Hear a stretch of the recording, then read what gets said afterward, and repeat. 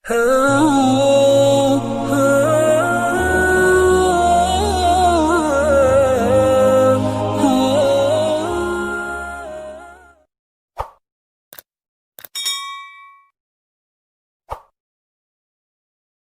SAW bersabda, Dajjal nanti akan keluar dari sebuah kota di tengah-tengah orang Yahudi sebanyak 70.000 orang lelaki dengan jubah Yahudi khusus, dan mereka memegang senjata-senjata pedang dari besi-besi terbaik, tombak dari besi-besi terbaik.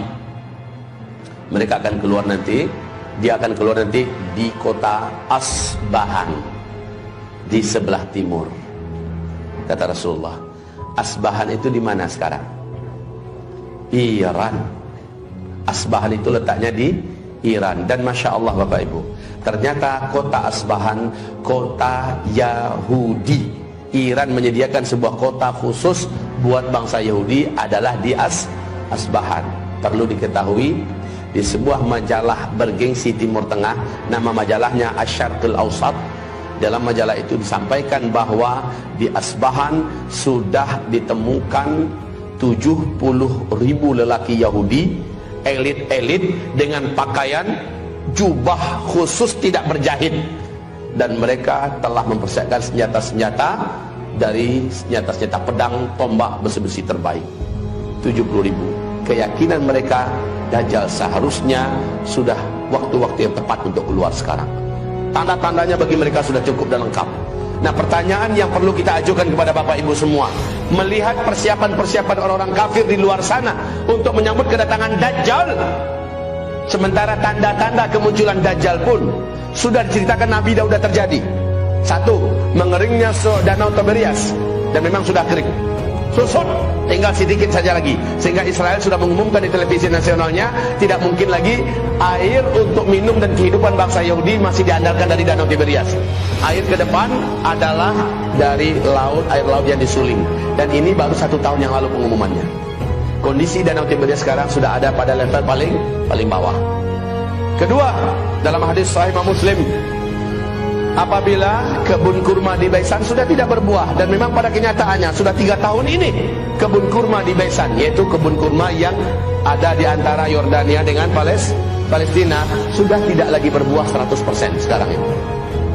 Yang ketiga, apabila mata air Zugar sudah tidak lagi mengeluarkan airnya, ini udah masuk, udah jalan tahun ketiga, bahkan udah hampir habis tahun ketiga. Mata air Zuhar juga sudah tidak mengeluarkan air 1 tetes pun. Itu adalah tanda-tanda Dajjal akan keluar. Nah, ketika Dajjal keluar, akan banyak iman yang tergerus. Kalau hanya tergerus mungkin lebih ringan lah itu ya. Ini masalahnya iman akan hilang. 2/3 manusia akan sujud menuhankan Dajjal, dan dari umatnya sendiri akan banyak yang murtad. Oleh karena itu, menjadi ahli tauhid akhir zaman adalah sebuah kewajiban dan kemestian.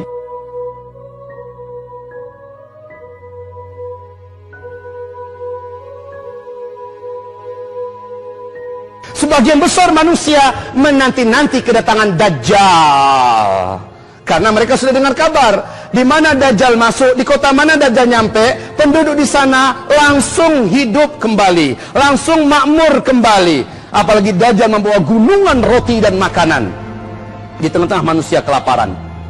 Dajjal betul-betul menjadi idola. Dajjal diimpi-impikan kedatangannya dan sangat dinanti-nantikan. Dan Nabi mengharamkan umatnya, ketika Dajjal keluar, kamu jangan pernah ingin berjumpa dengannya. Karena siapapun yang berjumpa dengan Dajjal, dia pasti akan kafir kepada Allah, dan dia akan sujud menyembah Dajjal. Walaupun Dajjal sudah hilang dari kotanya, dia akan tetap kafir kepada Allah sampai dia menghembuskan nafas terakhirnya. Innalillah. Yang paling banyak menyembah Dajjal nanti ketika Dajjal datang ke kota-kota kamu di seluruh dunia ini. Dari umatku yang paling banyak mengikuti Dajjal, sujud menyembah Dajjal adalah kaum wanita, kata Nabi. Kaum wanita. Maka Nabi mengajarkan 6 cara agar selamat dari Dajjal. Nabi ajarkan 6 cara agar selamat dari Dajjal. Pertama, kata Nabi, kalau kamu dengar Dajjal sudah keluar, maka segeralah kamu lari ke Mekah dan ke Madinah. Hanya 2 kota ini di bumi yang Dajjal tidak mampu masuk. Baik fisiknya Dajjal, atau bala tentaranya Dajjal, atau kekuatan magic dan sihir Dajjal tidak akan mampu menembus Mekah dan Madinah.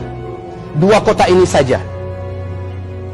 Yang kedua, Nabi mengatakan, kuatkan dan luruskan akidah kamu, tauhid kamu, dan wajib membaca doa sebelum Assalamualaikum dengan doa perlindungan dari Dajjal dalam sholat. Allahumma inni a'udhu bika min adab jahannam wa min adab al-qabr wa min fitnatil mahya wal mamat wa min syarri fitnatil masih dajjal. Mintakan kepada Allah berdoa seperti itu. Imam Taus bahkan melarang anaknya, nak, kamu jangan sampai nggak baca doa. Ketahuan oleh Imam Taus, ternyata anaknya ini nggak baca. Kedengaran oleh beliau nggak baca. Lalu beliau ulangi sholatmu, nak, baca itu doa perlindungan dari Dajjal. Yang ketiga, Rasul perintahkan kita untuk segera menghafal surat Al-Kahfi. Dan standar hafalnya selancar kita membaca Al-Fatihah. Baru bangun tidur suruh baca, langsung kita lancar membaca. Sebegitu lancarnya dari sekarang. Kenapa?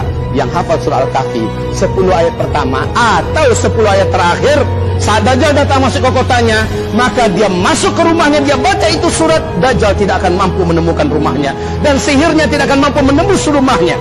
Nabi mengatakan, kalau Dajjal sampai ke kota kamu, yang keempat perintah Nabi, bawa istri-istri kamu masuk ke dalam rumah, bawa anak-anak gadis kamu masuk ke dalam rumah, bawa emak dan ibu kamu masuk ke dalam rumah, ikat kaki mereka, ikat tangan mereka, dan tambatkan tali itu di tiang rumah kamu.